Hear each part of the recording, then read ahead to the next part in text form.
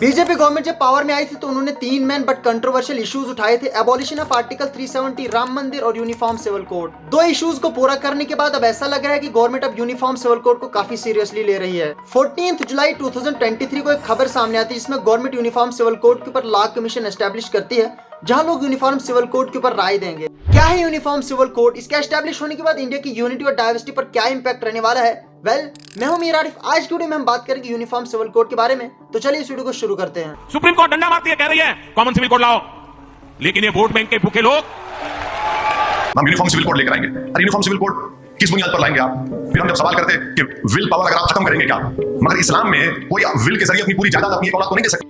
Indian constitution का article 44 uniform civil code की बात करता है। यूनिफॉर्म सिविल कोड एक ऐसा लॉ है जिसका एम एक नेशन के अंदर different religious and other communities से मुतालिक सिंगल पर्सनल लॉ प्रोवाइड करना है। इस लॉ का प्राइमरी ऑब्जेक्टिव सिटीजंस के साथ इक्वल ट्रीटमेंट और अपॉर्चुनिटीज का इंश्योर करना है, फिर चाहे उनके रिलीजियस एफिलिएशंस कुछ भी हो। इंडिया जहां पर डिफरेंट रिलीजियस कम्युनिटीज रहती हैं और हर एक अपने पर्सनल रिलीजियस लॉ को फॉलो करते हैं, ये लॉ अक्सर शादी, वरासत और बाकी चीजों में डिफर करते हैं। जैसे हिंदूज के लिए the Hindu marriage act 1955, Muslims के लिए मुस्लिम पर्सनल लॉज 1937, क्रिश्चियंस के लिए the Indian Christian marriage act 1872 और पारसीज के लिए the Parsis marriage and divorce act 1936। लेकिन अब अगर यूनिफॉर्म सिविल कोड लागू होता है तो मैरिज, डाइवोर्स एंड प्रॉपर्टी में हक जैसे पर्सनल डिस्प्यूट्स को रिजॉल्व करने के लिए सभी धर्मों के लोगों को एक ही लॉ फॉलो करना पड़ेगा and Hindu, Muslim, Sikh, Christian, लड़का लड़की सबको बराबर के राइट्स मिल जाएंगे। इस लॉ को एस्टेब्लिश करने के जो एडवांटेजेस बताए जाते हैं उनमें से नंबर 1 पर equality and gender justice. UCC के मुताबिक बहुत सारी कंट्रीज में पर्सनल लॉज में ऐसी प्रोविजंस है जो वुमेन के लिए डिस्क्रिमिनेटरी समझे जाते हैं, लेकिन यूसीसी इंप्लीमेंट होने के बाद रिलीजियस बिलीफ के अलावा हर सिटीजन के लिए इक्वल राइट्स एंड अपॉर्चुनिटीज को इंश्योर किया जा सकता है। Number 2, secularism and national unity. UCC secularism को प्रमोट करता है जिसमें स्टेट न्यूट्रल एंड सभी रिलीजन्स को इक्वली ट्रीट करती है। यूसीसी नेशनल यूनिटी को प्रमोट करता है और रिलीजियस बेस्ड डिवीजन को अवॉइड और सिटीजंस के बीच में यकजहती को क्रिएट करता है। Number 3, modernisation and social progress.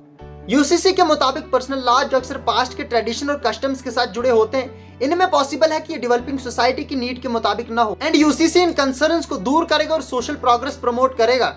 India जहां पर 111 करोड़ हिंदूज, 22 करोड़ मुस्लिम, 4 करोड़ क्रिश्चियन और 3 करोड़ सिख्स रहते हैं और इन सभी रिलीजियस के अपने अपने पर्सनल लॉज हैं, क्या सभी रिलीजियस और कल्चर लॉज को छोड़कर यूसीसी को एस्टेब्लिश करना इतना सिंपल होगा? ऑफ कोर्स यूसीसी को एस्टेब्लिश करने में बहुत सारी चैलेंजेस और कंसर्न्स का सामना करना पड़ेगा, जिनमें से 3 मेन ये हैं।